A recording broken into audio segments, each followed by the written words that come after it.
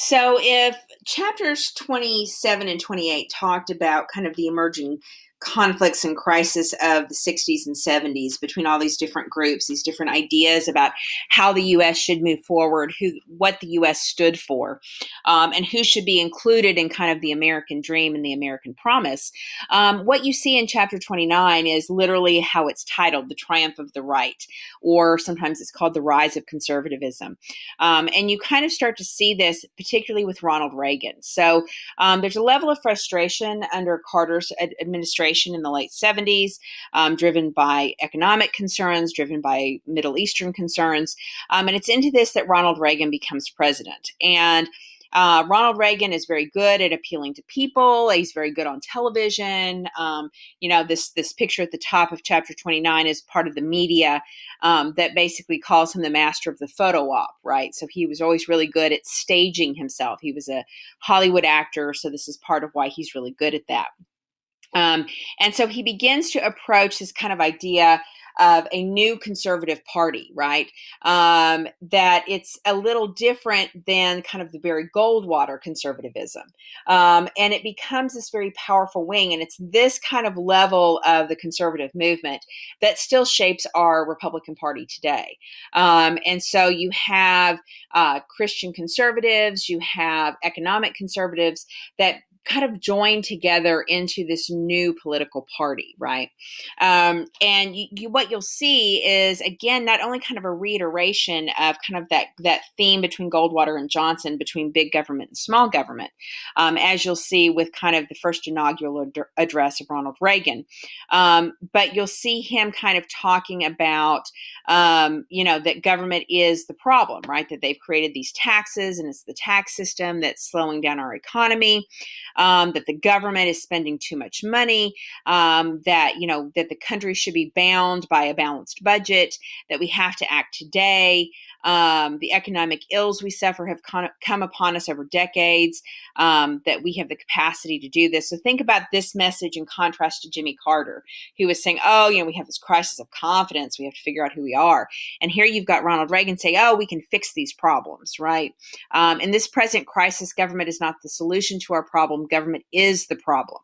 That we have been tempted to believe as a society that society has become too complex to be managed by self-rule.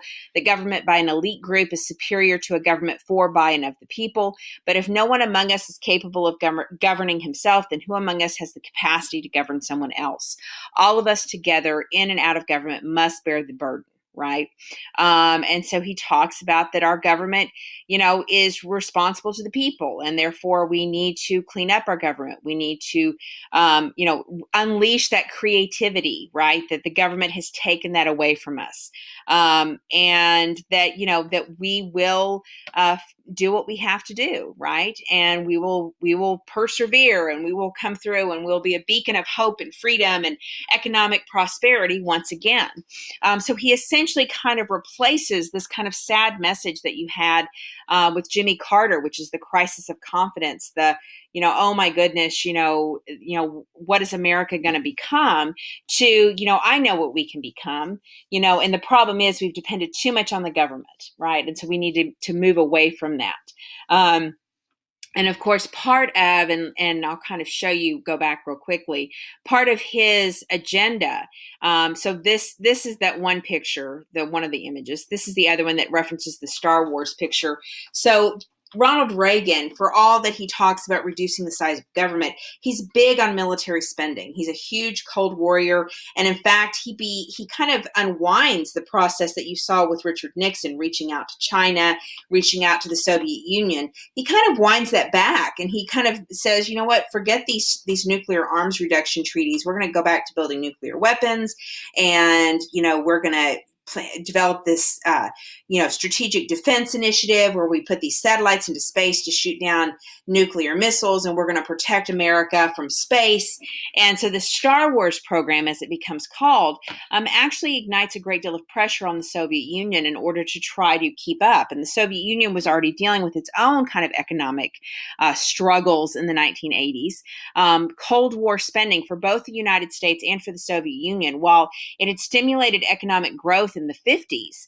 By the time you get to the 70s and the early 80s, all this government spending has created, it's kind of like eating too much sugar. It's kind of given the economy a stomach ache, right? So you definitely have Star Wars being a thing. You have the role of satellite communications. Of course, all of this stuff comes out of the space race, right? And you have the emerging technology structures that developed throughout the 1980s. I mean, this is the origin of, Apple, and the origin of Microsoft is in the 1980s. So the satellite communication network, Star Wars, all those kinds of things are a part of this whole process that happens during Ronald Reagan's presidency and continues into the 1990s, when you really see technology taking off. And of course, one of the central themes of the 1990s will be technology, but it has its start here in the 1980s. Another conflict that you'll see is kind of this challenge from the religious right, from fundamentalism, Christian fundamentalism, that really is kind of talking about kind of the changes to American society. And we saw this a little bit when we talked about, the National Organization for Women in contrast with the Stop the ERA protesters.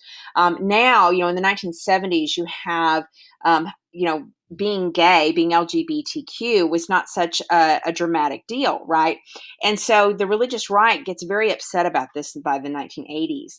And this is Jerry Falwell, one of the leaders, one of the founders of the Moral Majority, who's basically saying that, the National Organization for Women is being run by homosexuals, that they're trying to undo the family, and that he, refuses to let homosexuals run the country. And he talks about San Francisco, that you see here, they don't reproduce, they recruit, they're after our children, support me and I'll stand against them, and that kind of thing. And kind of some of these people are dangerous, and they certainly don't allow, can you believe this? How could networks grant homosexuals the privilege of censoring what goes on national and primetime television? They certainly do not allow Christian organizations any such privilege. We've never asked for such a privilege, right? And he goes on, kind of pushing back against what he sees as a revolution of morality, and what is kind of a challenge to traditional family standards.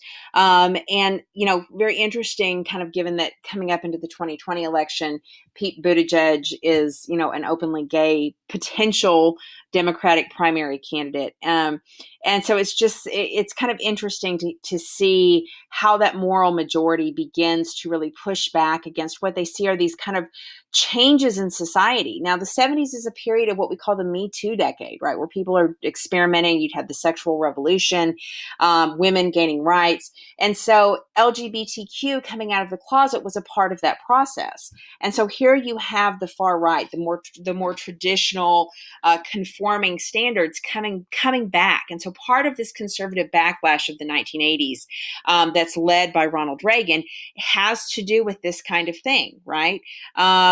And you can definitely, read Falwell's words for yourself.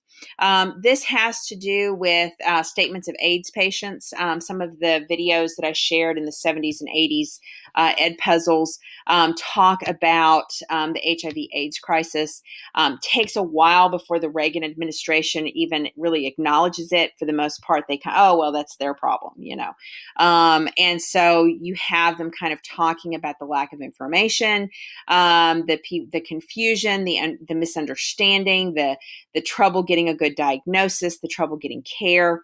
So you can see these number of accounts with people trying to address the AIDS crisis, right? We need answers to the pressing questions of cause, cure, and contagion. And so the bottom line is, as it almost always is, money.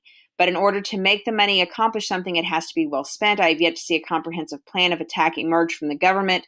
What do they plan to do, and in what order? Is there a master plan? So again, and think about the AIDS crisis. So you have HIV/AIDS attacking this particular subpopulation of society.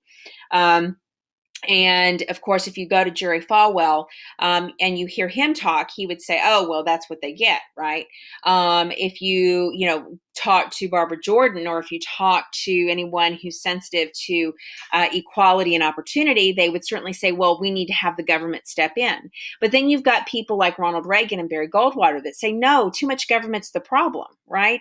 And so where is the line here, right? Where is the tension? So you've got a tension between, traditional kind of identities and these new identities that are emerging in the 1980s, LGBTQ, women, all that kind of stuff. But you also have a tension between, who should solve these kinds of problems? What is our moral responsibility? Jerry Falwell is going to be upset about homosexuality, but is he going to be upset about somebody who's suffering? And so these are kind of the fundamental questions, and we still deal with those today. This religious right, this fundamentalism is still a factor in our politics. And so I think it's interesting to kind of recognize that. One of the other things is that comes up in the 1980s are questions about music and free speech. That a lot of the music of the 1980s, and music videos in particular, so the visual format of these videos, could have sex, violence, drug use, right? You have all kinds of artists, has the list up here, and so you have a series, you have several women who are kind of leading this Parents Music Resource Center, questioning the music that's being put out for children. So it's very much kind of a think of the children kind of attitude, and we saw kind of the same thing in the 1950s when Elvis was out there, producing, rock and roll, right, or making rock and roll. And so you see kind of them talking about, that we have to educate and inform parents about this alarming trend in music lyrics, right? That the music industry doesn't control itself. Therefore, we have to do, we need to put warning labels. We need to limit people's free speech and all that kind of stuff. They blame teen pregnancy, teen suicide on it, all that kind of stuff. They talk about, drug and alcohol being encouraged from that, sadomasochism. So you have kind of these traditional values coming up among kind of, and one of these women is the wife of Al Gore, or ex-wife now, who was the vice president under Clinton, right? And she's one of those people that's very concerned, that, kids are being affected by this rock and roll music, right? And that, that we can blame music for the deterioration of society. So if you think about, Jerry Falwell blaming it on homosexuality, here you have these women blaming it on rock and roll music. And of course, some of this rock and roll music has to do with rap music and hip hop music and all this kind of stuff, and the development of MTV, and really what is essentially a counterculture movement, where teenagers are watching MTV and having their own culture, much like they did in the 1950s. So it's kind of interesting to see that kind of generational tension, that kind of cultural tension, that looks, is similar to, but looks different than Jerry Falwell's. And you certainly can see, if you're talking about, contrast this with, say, Barbara Jordan, talking about how we need to think about, society and all that kind of stuff. And now these women are saying, well, we have to protect our children. We have to shield our children and that kind of thing. And so kind of an interesting kind of dilemma there. So again, explicit lyrics, big problem, this question of free speech. To what extent do we have to protect our kids? Here you've got Pat Buchanan. He was, speaks at the Republican National Convention, where he talks about a culture war. And again, this culture war, he starts to phrase liberals and radicals as being the opposite of the Republican Party and conservatism. So really kind of positioning, think about Barry Goldwater's speech, positioning that anyone who doesn't think the way they do is somehow they're the other, right? And of course, this kind of speaks to that polarization that you heard, that you saw Barbara Jordan talk about. So again, some connections there about these tensions and these conflicts between the political parties, between political ideas. And he, basically starts talking about, starts talking about this whole issue between conservatives and liberals, right? And he kind of makes fun of liberalism and, that it's been a big failure and all that kind of stuff. And he's talking, this is in 92, and he's making fun of Bill Clinton, right? That abortion on demand, that, that we have to protect the unborn. You elect me and you get two for the price of one, Mr. Clinton says of his lawyer spouse. And what does Hillary believe? Well, Hillary believes 12-year-olds should have the right to sue their parents. And she has compared marriage and the family as institutions to slavery and life on an Indian reservation. Well, speak for yourself, Hillary. So you start to have this in 1992, this portrayal of Hillary Clinton as somebody that nobody likes, right? So you've kind of got this gender bias that's coming out in 1992, right? And this, my friends, is radical feminism. So kind of connects it back to the National Organization for Women, the Stop ERA movement.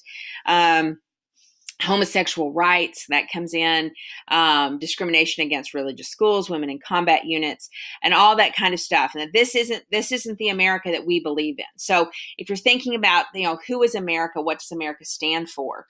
You definitely see that happening in this kind of Pat Buchanan culture war. And, so he's talking about, he's standing in favor with George W. Bush, Bush 41, that Bush 41 is the guy that we support, that we can stand up against, these crazy, liberals and all their ideas, and that sort of thing. And so it's just interesting to see him kind of position it in that kind of perspective. And so I think you'll find it kind of interesting to see how this conservative conflict portrays kind of this polarization, this opposites, and really kind of puts women and LGBTQ in one camp and everyone else in the other camp. So it really kind of starts to define. So if you're talking at the 70s and you're talking about chapter 28, when, who are we as Americans? What does it all mean? Now what you have is kind of who we are as Americans means these traditional values. That's what we have to stand for. And I think it's kind of interesting to examine the differences between those and kind of the conflicts that are inherent within the way they approach those particular issues.